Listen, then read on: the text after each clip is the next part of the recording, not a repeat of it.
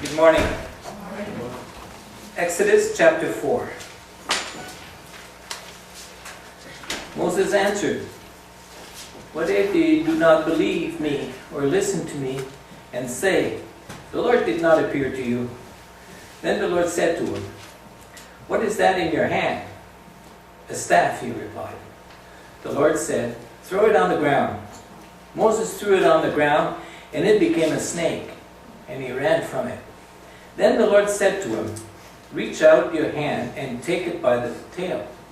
So Moses reached out and took hold of the snake, and it turned back into a staff in his hand. "This," said the Lord, "is so that they may believe that the Lord, the God of their fathers, the God of Abraham, the God of Isaac, and the God of Jacob, has appeared to you." May God add blessing to the reading of His word this morning. Amen. Thank you. Thank you, worship team, for leading us to the throne of grace in those songs and hymns. Good. So how are you doing this morning? Are you surviving the winter? Oh, We're thriving. yes. Perhaps. Oh dear, we made it. We survived 2016, and as an introduction to 2017, we have to survive a Canadian winter. And that seems to be our lot in life. Or maybe we've thought that to this point, but I trust this morning's message and word will encourage you that there's more to being a survivor. You see, in our society today, we oftentimes extol, we laud and applaud the virtues of being a survivor. One of the first reality shows I remember that came on the screen a few years ago now was, of course, the television reality show Survivor. And it perhaps is still going on today, I'm not quite sure. But the idea behind that is the contestant who was left standing on the island after many different tests related to strength, ingenuity, teamwork, and of course throwing a splash of cunning, conniving, manipulation, and deceit, was the recognized and ultimate survivor and winner. We apply the principle across the board, the idea of being a survivor in real life. Winners are survivors, or survivors are winners. We like to assume that. In fact, we encourage individuals or groups of people just be a survivor. In fact, there are books written that teach you how to be a survivor. One such book is by an individual named Al Siebert, and he's a PhD in psychology, and he states in his book, The Survivor Personality. Why some people are stronger, smarter, and more skillful at handling life's difficulties, and how you can be a survivor too. On a certain level, we can recognize there takes a certain degree of inner fortitude in being a survivor and in having an inner strength through the different internal or external conflicts that we experience. However, one also has to consider that eventually everybody surrenders to something.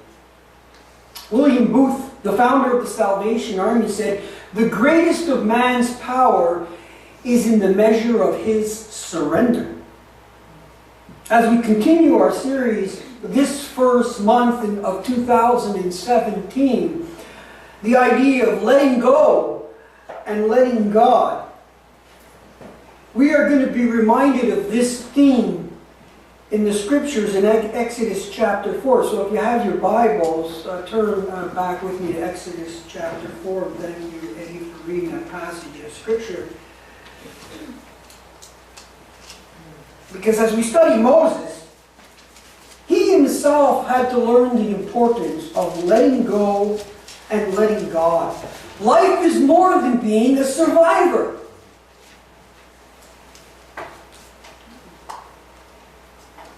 And we know the story of Moses. If you haven't read it in the Bible, maybe you've seen the Ten Commandments on television. Some of it is fictional, right out of Hollywood, the movie Ten Commandments, but some of it is scriptural.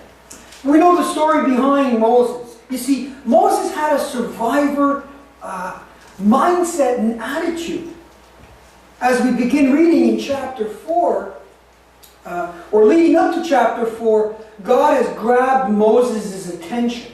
You know, the burning bush, this is the continuation of that chapter 4, the discussion that went on following Moses' initial interest and attraction to a bush that was burning, but it didn't seem to burn up. And so Moses approached that bush, and of course, it was none other than the Lord that he found himself speaking to you. In fact, the Lord says, do not come any closer, God said. Take off your sandals, for the place where you are standing is holy ground. And a conversation ensues. And God has a plan for Moses.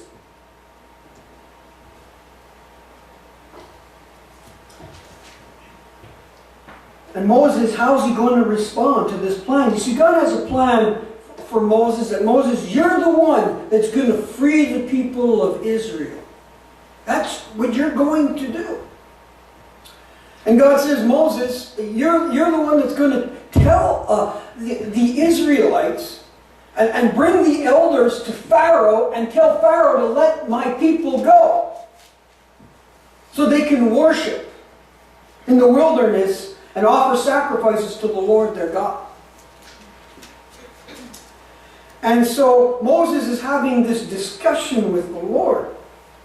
And in verse 1, Moses answered, of chapter 4, what if they do not believe me or listen to me and say, the Lord did not appear to you? You see, up to this point, Moses now, he's near the age of 80 years old, and he's been a survivor. He's been a survivor for most of his life. And the Lord has used the burning bush to grab Moses' attention. But now the Lord's going to give Moses an object lesson to try to get the message across to Moses, to hammer home what the Lord is saying is true. So what is God going to do? God's going to say to Moses, what is in your hand? In verse 2. And of course, Moses replied, a staff. You see, this staff represents more than simply a piece of wood and a stick. Up to this point, I believe it represents who Moses is. Why would God ask, what's in your hand? The Lord has a personal interest in Moses. When we think of the Lord, we can think of all that God has done in what He's created. We can think of how great our God is. But in one sense, people don't recognize who God is until God speaks to them personally. So God uses something that Moses can identify with. A staff. Because this defines who Moses was up to this point in his life. He's being defined by that. In what way is he being defined by that? Well, the staff speaks about Moses, the survivor. Nothing more up to this point. Why do I say that Moses was a survivor? Listen, he learned at an early age what it was to survive. We read at the end of chapter 1 of Exodus that Pharaoh gave the order to all the people, every Hebrew boy that is born to you must be thrown into the Nile, but let every girl live. From an early age on, Moses was protected. He was preserved. The story must have been told to him how he survived that. He's a survivor. Not only so, that staff speaks of his past in the sense that he survived when he had to flee from Egypt and enter the land of Midian. When he broke up, when he saw that an Egyptian was beating a Hebrew in chapter 2 in verse 11, one of his own people looking this way and then that way. Moses saw no one around, and he killed the Egyptian and hid him in the sand. You see, the staff speaks of Moses' past. Why did Moses have a staff in his hand? Because he had recognized that he was in trouble, he was filled with fear, and he ran.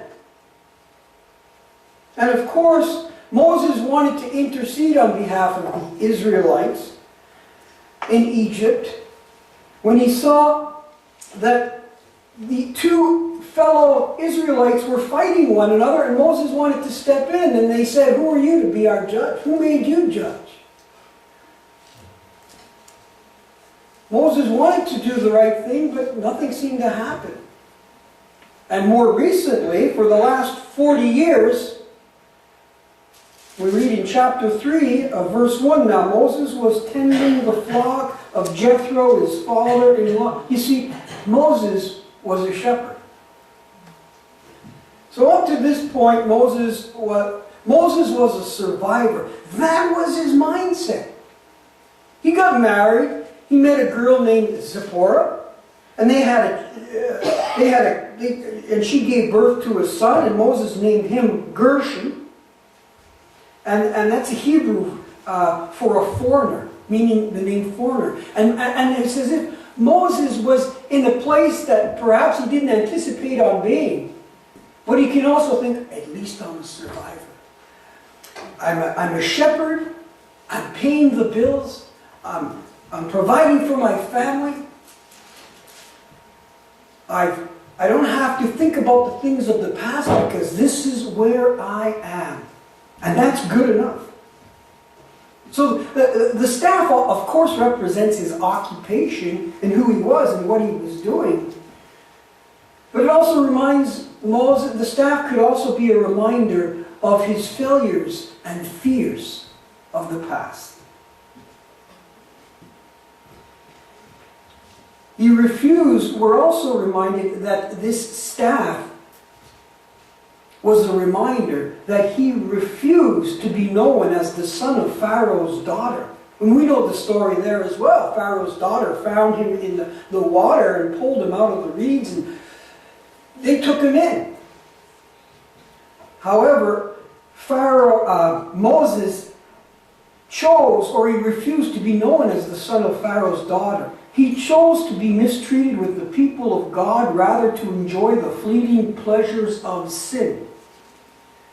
You see, he gave up the power, the prestige of Egypt, perhaps a scepter, and to replace it with a staff.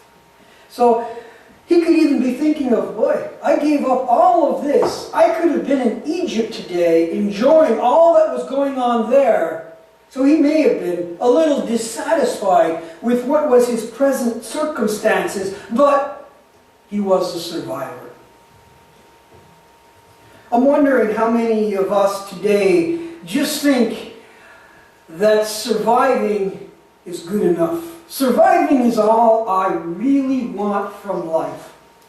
There's got to be more. As a child of God, we need to consider what it means to be more than simply a survivor.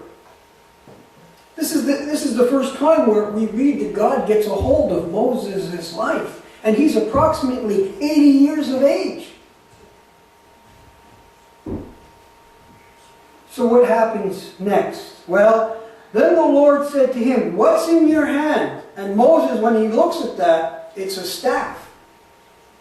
The question is, and I ask you and pose to you, what is in your hand right now? What are you holding on to? Maybe just to survive. There's fears, there's failures, there's things.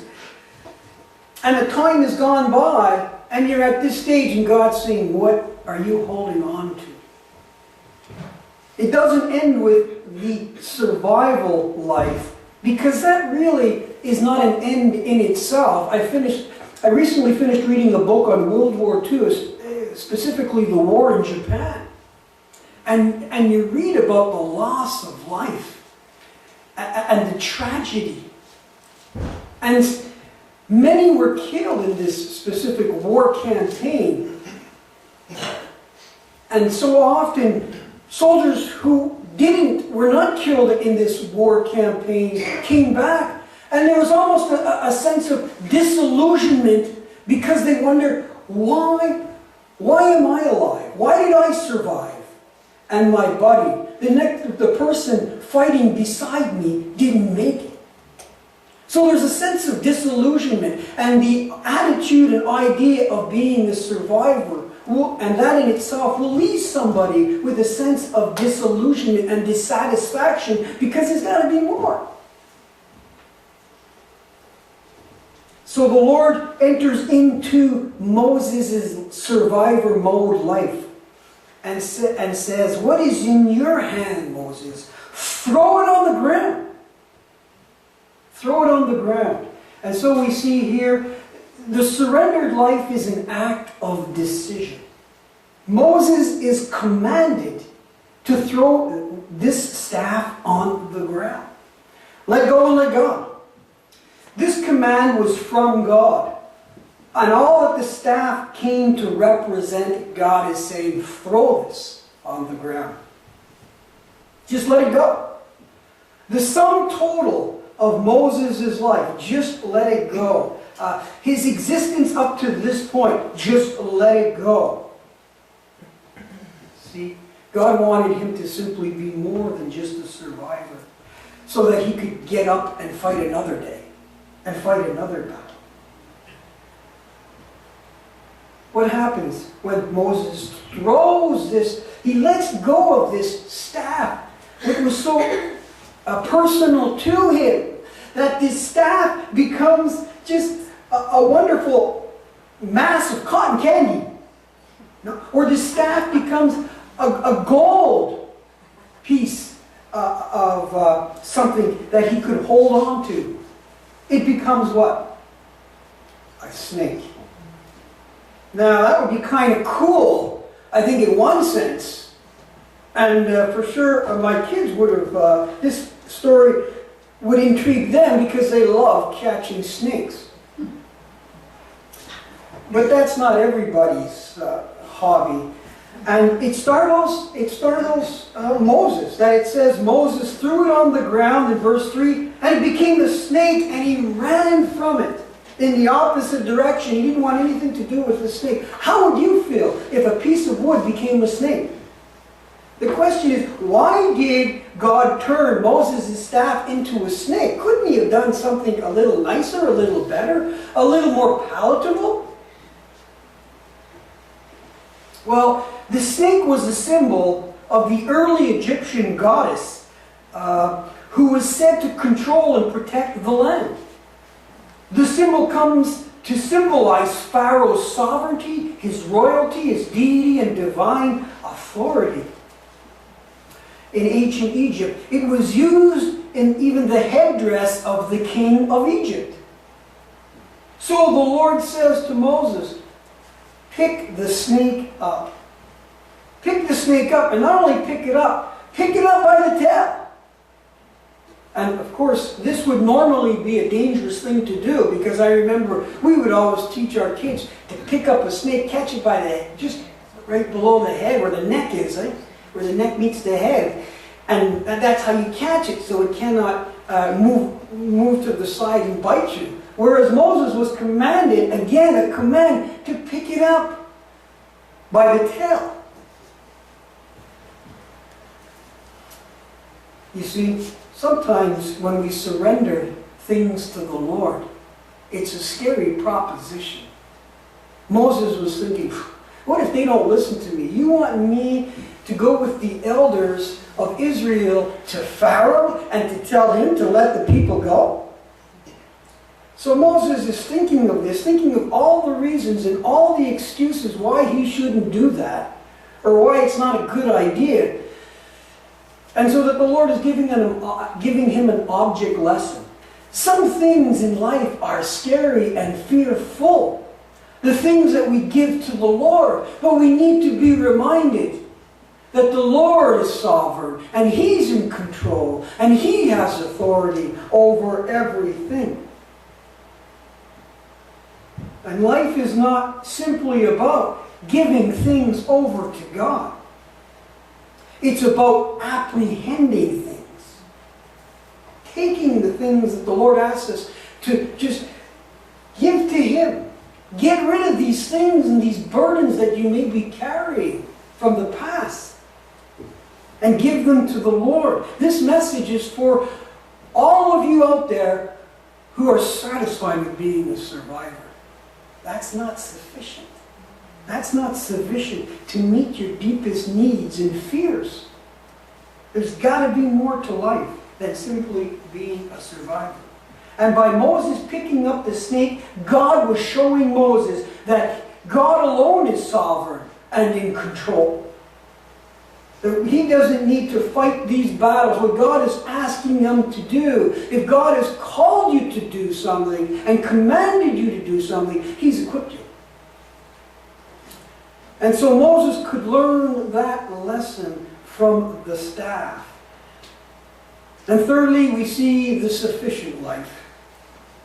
The sufficient life that Moses now would experience. Not simply the life where he's in survival mode. But he's surrendered that staff. He's picked that staff up, and what happens to that staff? All of a sudden, a new destiny with new direction. The sufficient life. After Moses followed the command from the Lord to pick up the serpent, it again became a staff. Full circle. It was a staff in the first place. Now he's picking it up and it's a staff again. I think from this point forward, though, the staff meant something else to Moses than it did before. Wherever he went, that staff would be a powerful reminder of who's in control, of who's all powerful, of who is sovereign. And we do read that Moses held on to that staff. This was now more than simply a shepherd's staff, though, to Moses. In order for Moses to experience this transformation in his life, he had to do what? Throw it down. Let go of it. For I wonder how many things we hang on to and we don't give them to the Lord. Perhaps regrets of the past, fears running from the past, sickness, all of these things. Or even what we possess in our abilities. Moses was a shepherd, and that staff helped him to fulfill his occupational duties. But for himself, up to that point, God wanted to take that, which was only used for himself, and to use it for much more than just to take care of himself and his own needs. Moses' staff would be an instrument not only did God transform that piece of wood into a snake, but that transformed Moses' life as that snake was transformed back into a staff. And Moses would use that staff to transform a people from slavery to freedom. It would be used to demonstrate Moses' God-given authority. All of a sudden, Moses had a newfound authority. Before, when he was in Egypt, he tried to break up a fight. He tried to deliver the people of Israel to no avail. There was no power behind his reasons and his purposes. But when God revealed himself to Moses, that changed everything. A few weeks ago, I was talking to a young person, and this young person was kind of saying, I hate it when these Christians come up to me and they tell me, and they want to tell me about my life and where I'm at and what I'm doing. And I said, they're only doing it because they care for you. I said, it doesn't maybe make sense to you right now. But I believe there's a time when God is going to use what they said to speak to you personally. And that'll make all the difference in the world when you know it's not people talking to you about the Lord, but it's God talking to you about himself.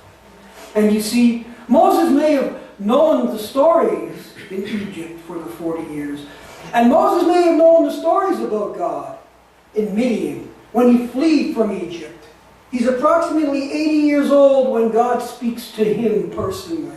And that changes everything. That's transforming when you obey the command. You see, Moses had to obey the command, to throw that stick down. Perhaps with a degree of fear and tremble and not knowing what to do. He tried every excuse under the sun to free himself from what God was trying to do in his life. Where he came to the conclusion, though, that I may as well throw it to the ground. God has already revealed himself to me. I mean, I saw a bush burning and it wasn't being consumed. God's speaking to me. He knows everything about me. He knows that the people of Israel are in slavery and he actually wants to do something about it, but he wants to use me.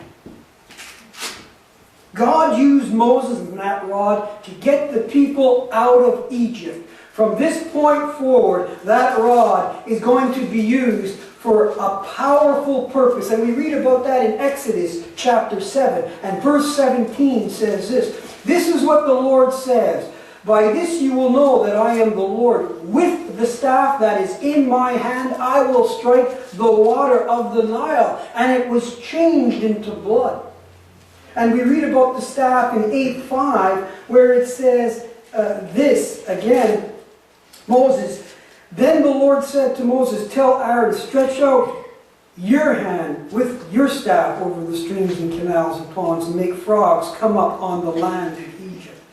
And there we read in verse 16, then the Lord said to Moses, tell Aaron, stretch out your staff and strike the dust of ground. And so on and so forth. He stretched out the staff toward heaven to bring down fire, thunder, and hail. He brought a plague of locusts with the staff. He divided the Red Sea with the staff. He struck a rock with it and got water from it in Exodus 17 because of the staff. When he held it on high in the air, do you remember when they were having that battle with the Amalekites? And Moses, they held his arms in the air, but it also was with his staff high in the air. His warriors prevailed in battle. And to think that Moses, at one point, when God said, what do you have in your hand? A staff. What God can do in our lives and through our lives, when we surrender our lives to Christ, when we give Him everything, God can make the difference. At the age of 35, Christian psychologist and researcher Dr. Jamie Atten was diagnosed with stage 4 colon cancer that spread to his pelvis. He said this, for the first 6 months, whenever I asked for a prognosis, all my oncologist would say was, I can't tell you that it's going to be okay, Jamie. It's too early to tell. If there's anyone you want to see or anything you want to do, now's the time. Cancer wasn't the first disaster I faced, he said. My family and I had moved to South Mississippi 6 days before Hurricane Katrina. But this disaster was different. There was no opportunity to evacuate as I did before Katrina made landfall. This time the disaster was striking within. I was a walking disaster, he came to that conclusion. Atten learned that the key to both traumatic situations involved what he calls spiritual surrender. Atten writes, spiritual surrender helps us understand what we have control over and what we don't. A research study I led after Katrina, we found that people who showed higher levels of spiritual surrender tended to do better. This finding didn't make sense to me at the time. It seemed like a passive faith response. Fast forward to my cancer disaster. I vividly remember taking the trash out to the curb one winter morning while praying that God would heal me. The freezing air felt like tiny razor blades cutting across my hands and feet because of the nerve sensitivity caused by the chemotherapy. wondering if God even heard my prayers for healing. I kept praying as I walked back inside my home. Then all of a sudden I dropped to my knees and prayed the most challenging prayer of my life. Instead of continuing to pray for God's healing, I asked that God would take care of my wife and children if I didn't make it. See, this was the hardest prayer I had ever prayed. For the first time in my life, I truly experienced surrender. I finally understood true spiritual surrender is far from passive. It is a willful act of obedience. God doesn't suggest throw the stick on the ground, the staff. He commanded Moses to do it. God commands us today the same thing. He wants to be the Lord of our lives, Jesus Christ. Not simply be the survivor, not the Savior and I'm a survivor. He wants to be our Lord and Master, and we surrender our lives to Him, and all that we are and all that we hope to be is found in the surrendered life, trusting Christ. So my question for you this morning is, what is in your hand? What are you holding on to? What do you think is so important to hold on to that you don't want to give to God? If Moses would have held on to that staff, he never would have experienced the sufficient life found in Christ Jesus. Let's pray. Father in heaven, we do give thanks to you for your goodness and your grace. We thank you that we can let go of the things that maybe we're clinging to, holding on to, fearful of what that means to let go of it. However, we're reminded even this morning as we've read from this passage and considered the life of Moses, he truly learned the sufficient life in surrendering his life to you, in letting go of that staff. And Lord, how you revealed your power, your authority, your sovereignty over all things. Lord, you are in control of all things. We don't need to be survivors, but surrenderers. Surrender to the will of Christ. Surrender to do your will. Thank you that you not only call us, but you equip us. Thank you that you don't leave us in fear, but you've given us a spirit of power, of love, of a sound mind. So we give thanks to you for all that you've blessed us with. And I ask and pray this morning that if there's someone here just holding on to something, figuratively speaking, that staff, so to speak, may they let go and surrender their lives to you. The things that may be keeping them from a closer walk with you. Or maybe this morning there's someone here that truly hasn't surrendered their life to Christ and trusted Him as Lord and Savior, recognizing He died on the cross for their sins. So Lord, we give thanks to you. And we can trust in you. In Jesus' name I pray. Amen.